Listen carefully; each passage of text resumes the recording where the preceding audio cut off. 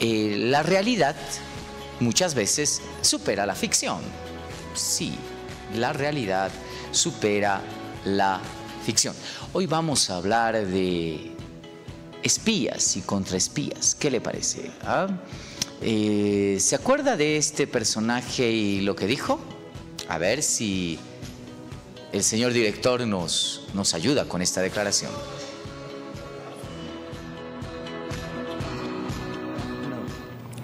In just a few minutes, the Justice Department's Reproductive Rights Task Force will brief me on the department's most recent efforts to protect the reproductive rights guaranteed to all Americans under federal law.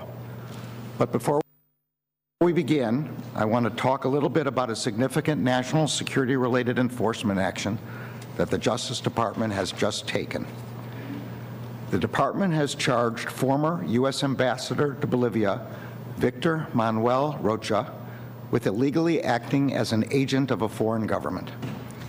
This action... El fiscal de los Estados Unidos estaba anunciando que el ex embajador en la Argentina y en Bolivia, Manuel Rocha, estaba detenido y acusado además de contraespionaje. Había servido por más de 40 años, imagínese usted, siendo embajador de los Estados Unidos al gobierno de Cuba. En pocas palabras, don Manuel Rocha era nada menos ni nada más que una persona muy cercana a Fidel Castro y estaba metido ahí, en el servicio de inteligencia, en el servicio consular, en el servicio de relaciones exteriores de los Estados Unidos. Claro, Manuel Rocha lo recordamos evidentemente porque fue embajador de los Estados Unidos en Bolivia. Don Manuel Rocha decía esto.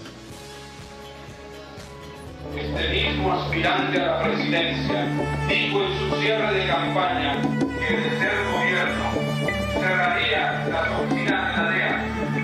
Quiero recordarle al electorado boliviano que el mercado del gas de California está abierto a una Bolivia que sale del circuito de la cocaína. Bolivianos y bolivianas, abran sus ojos, que el futuro de sus hijos y de sus familias está en sus manos. Claro, surgieron muchas explicaciones a esas declaraciones, esa y otras más, donde el ex embajador de los Estados Unidos en Bolivia, además haciendo un claro y nítido ejemplo de intromisión, decía: no, cuidado, nunca voten por Evo Morales, porque si votan por Evo Morales, los Estados Unidos se les van a venir encima. Estoy parafraseando. Claro, algunos dijeron, fue un error infantil del señor Manuel Rocha, que indudablemente hizo que la preferencia electoral para Evo Morales en 2002 trepe a los cielos.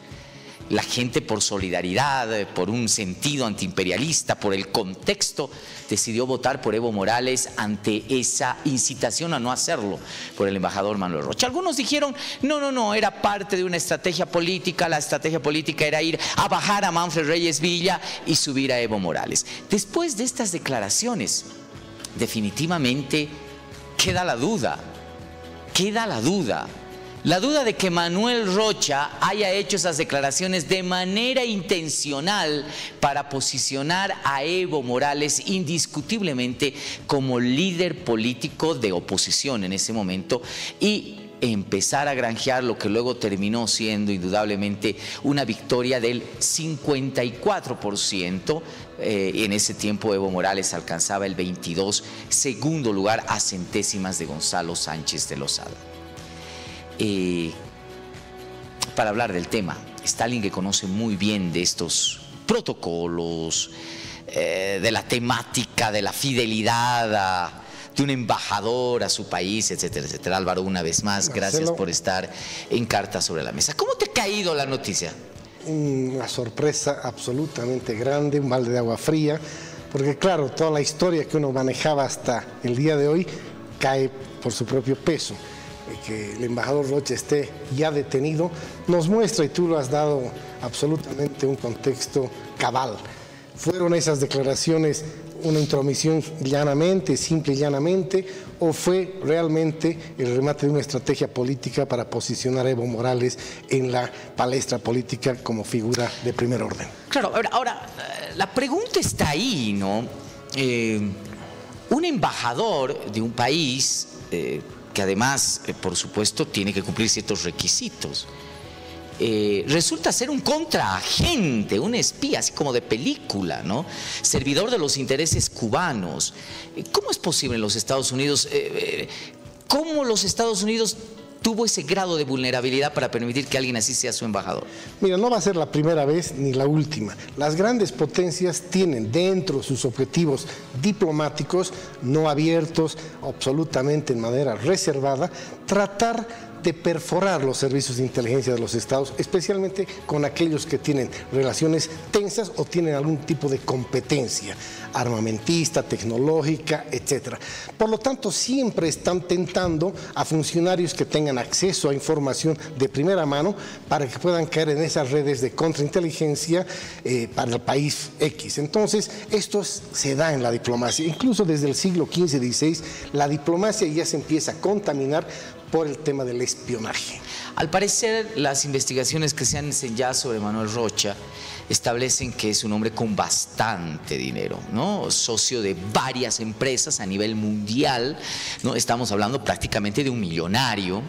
Y la pregunta es, ¿el gobierno cubano habrá tenido la capacidad económica de sobrepasar al gobierno norteamericano en ese sentido? Sí, porque los salarios, digamos, de los embajadores, si bien son altos, cuando uno ejerce este tipo de compra de lealtades, por supuesto que tiene presupuestos absolutamente elevados para mover cualquier lealtad. Es decir, Rocha es un ejemplo, ha pasado ya en muchas otras potencias y esos dineros son parte de sus gastos reservados que no tienen control, que no tienen contabilidad, por lo tanto no hay un límite si este nos va a dar resultados estratégicos. Ahora, por el otro lado, y cruzando a la acera del frente, caramba, qué servicio de inteligencia el cubano. Ahora uno entiende por qué a Fidel nunca le tocaron un pelo, porque nunca salió vulnerado en nada. Lo que pasa en Cuba se queda en Cuba, es muy difícil tener información de Cuba, es decir, tienen un sistema realmente de inteligencia muy fuerte. Lo menciono, Álvaro, porque sabemos muy bien que estamos rodeados. Evo Morales fue uno de los presidentes que mayor gente de Cuba te trajo. Absolutamente, no solo es su servicio de inteligencia, y a veces no se entiende porque hay algunos países, gobiernos de izquierda, donde no le dan el valor que tiene la diplomacia. La diplomacia cubana es de primera, que está acompañada con un servicio de inteligencia absolutamente profesional. Estamos viendo estos resultados que han logrado perforar esa fortaleza americana. La diplomacia cubana es digna de ejemplo y es una carrera. Están los mejores hombres. Por lo tanto, no necesariamente los gobiernos de izquierda deben creer que la diplomacia es producto más de unos hombres privilegiados.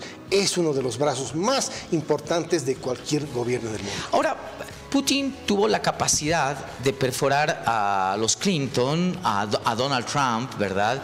Y sacar información valiosa que indudablemente hasta el día de hoy lo engalana como alguien que desafía directamente a los Estados Unidos. ¿Tú crees que tiene mucha relación este sistema de la KGB o ex KGB con lo que ha pasado con Rocha? Absolutamente. Durante la Guerra Fría se han consolidado esta carrera, digamos, de contrainteligencia. Podríamos decir incluso que Bolivia se presenta como el primer caso de afectación en las elecciones. Rusia, Estados Unidos, tú bien lo decías, hace poco las elecciones sí. Se acusaba a Rusia. En ese momento, hace 21 años atrás, nadie hablaba todavía de esa intromisión en los resultados de una elección. Quizá Bolivia, a lo largo de estas investigaciones, se convierte en el primer caso donde un país extranjero afecta los resultados de una elección. En algo vamos a coincidir. Y es de que sin esas declaraciones de Rocha, Evo Morales no hubiese despegado el 2002.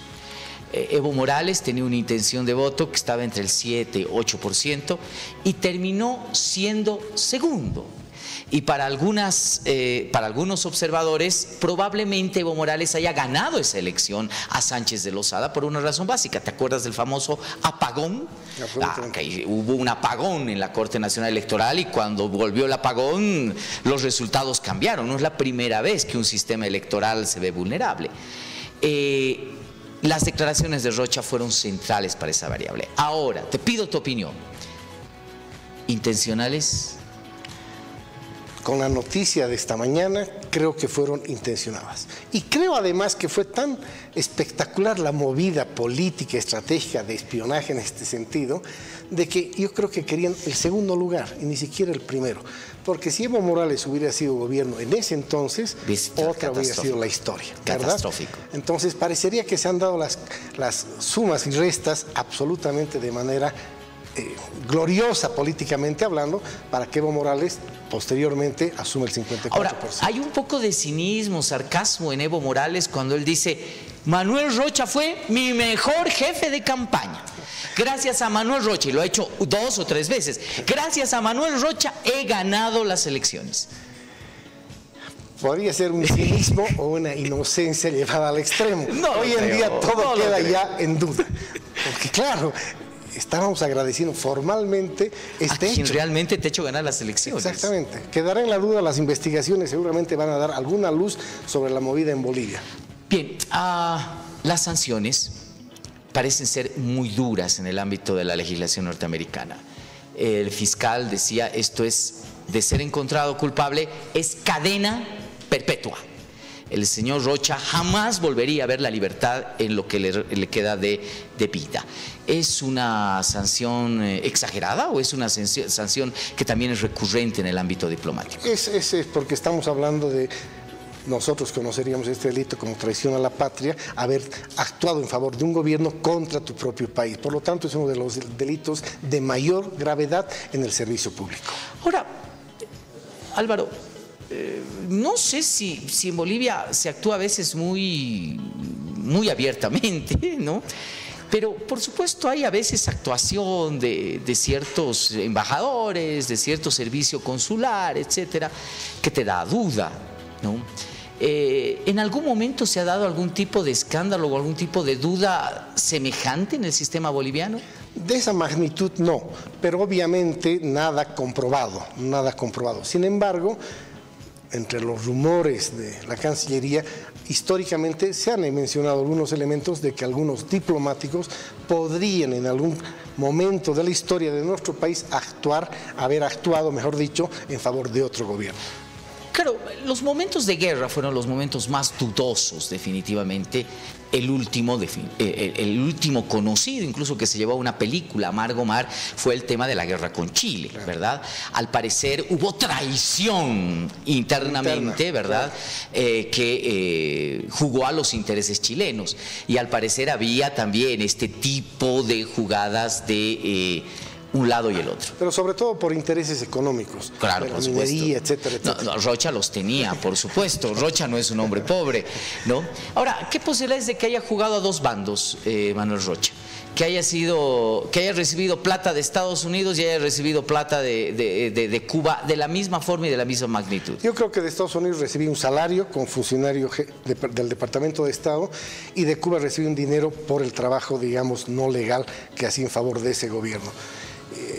Yo creo que esas son las dos nutrientes de su economía, vamos a decir. ¿Cuánto está más o menos, tú que has estado en el mundo de las relaciones internacionales, por cuánto oscila un salario de un embajador de los Estados Unidos?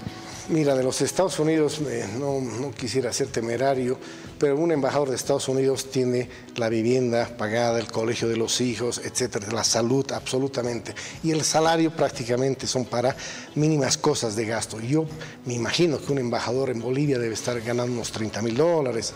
Alguien especulaba y me decía que es casi el doble de lo que tú mencionas mensualmente, ¿no? Ahí, claro, por supuesto eso no lo vamos a saber, ni tú, ni yo, ni nadie. Los nuestros van por muy detrás. Claro, los nuestros van por muy detrás, pero al parecer un embajador de los Estados Unidos gana arriba de $50.000 podría ser mensual, ¿no? Álvaro, siempre es un gusto conversar contigo y realmente esta noticia Recién comienza. Recién comienza, esa es La la cosa es si Rocha va a hablar, ¿no? No sé si llegarán a un acuerdo porque bajo esa sanción es muy difícil. Sí.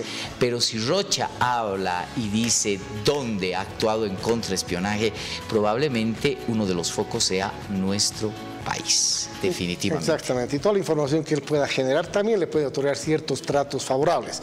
Por lo tanto, hay que esperar. Gracias, Marcelo, Álvaro. un gustazo. Amigos televidentes.